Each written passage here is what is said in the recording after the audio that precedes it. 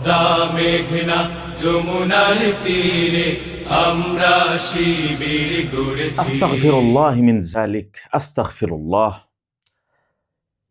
এই যে ভিডিওটা বানিয়েছে যারা, একজন আলেমে দ্বীন যিনি বছরের পর বছর নয় যুগের পর যুগ ধরে মৃত্যুর আগ পর্যন্ত, কারাবন্দী হওয়ার আগ পর্যন্ত যিনি মানুষকে শান্তির কথা বলেছিলেন, সাম্যের কথা বলেছিলেন, ইসলামের কথা বলেছিলেন, কল্যাণের কথা বলেছিলেন, যিনি মানুষকে দল মত ধর্ম বর্ণ নির্বিশেষে শান্তির বাণী দিয়েছিলেন।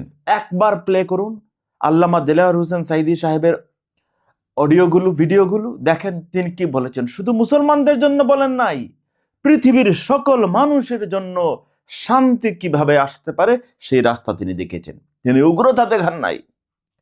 এমন একজন মহান মানুষকে, একজন কোরআনের আলেমকে, একজন দ্বীনের মুফাসসিরকে আপনারা যারা এইভাবে কার্টুন বানিয়ে ডান্স করাচ্ছেন, তাও তিনি এপারে নাই, তিনি পরপারে চলে গেছেন। মৃত মানুষকে নিয়ে, মৃত মানুষ যারা খারাপ, যদি সামাজিক কোনো শৃঙ্খলার রক্ষার জন্য হয় তাহলে বলা, আর না হয় মৃত মানুষ খারাপ হলেও তাকে নিয়ে বলা মানুষ পছন্দ করে না, এটা ঠিক না। আপনারা যারা যেই মায়ের সন্তান আল্লামা দেলাওয়ার হোসেন সাঈদী সাহেবের এই ছবি নিয়ে এইরকম নোংরামি করতে পারে, আমরা বলতে পারি এই মায়ের সন্তান হতভাগ্য মায়ের সন্তান। বাংলাদেশে যেসব কুলাঙ্গাররা এরকম কাজগুলো করে তাদের জন্য পরিষ্কার ঘোষণা শুনেন, এটা আল্লামা দেলাওয়ার হোসেন সাঈদী নয়। আপনি যদি আবুল আহাব, আবু জাহালকে নিয়েও এরকম করেন, মনে রাখবেন এর শাস্তি হইতে হবে আপনাকে।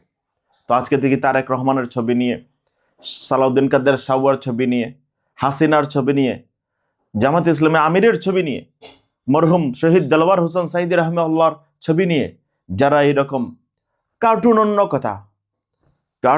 কথা, কার্টুন ছাপায় অনেকে, এটার আইনি ভিত্তিও রয়েছে, কিন্তু এইরকম নোংরামি যারা করে তাদের জন্য কি আছে আমি বলি। শুধু একটা জিনিস মনে রাখো, আল্লাহ কোরআনে বলেছেন, ফামান ইয়ামাল মিসকালা যারাতিন খায়রান ইয়ারা ওয়া মান ইয়ামাল মিসকালা যারাতিন শাররান ইয়ারা। তোমার জীবন থেকে অনুপরিমাণ ভালো যা কিছু করেছো সেটা যেমন হিসাব হবে, এই বুঝেন খালি চোখে দেখা যায় না, ক্ষুদ্র থেকে ক্ষুদ্র, ছোট থেকে আরো ছোট খারাপ যেটা করেছো সেইটাও কিন্তু কিয়ামতের দিন ভেসে উঠবে।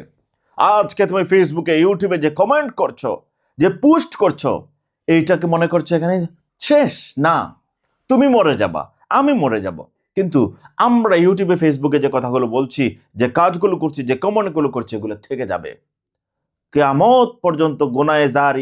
গুনায়ে জারিয়া থেকেই যাবে। আমরা কবরে বসে বসে এইসব গুনার অথবা এইসব পুণ্যের ভাগিদার হব। তাই আজকে কমেন্ট করার আগে, আপনার দলের পক্ষে কথা বলার আগে, মুসলমানের বাচ্চারা অন্ততপক্ষে চিন্তা করো যে আমি কি বলছি। কোরআন দেখো, হাদিস দেখো, বুঝে শুনে কথা বলো। আজকের একটা মিথ্যা, তুমি মরে যাবা, কিন্তু কিয়ামত পর্যন্ত এই মিথ্যা ফেসবুকে থেকে যাবে। সো এটা সংশোধন করার জন্য পৃথিবীতে আসতে পারবে না। আল্লাহকে ভয় করো, সত্যের পথে চলো, নিয়মিত কোরআন হাদিস চর্চা করো, আর এইরকম নোংরামি বন্ধ করো।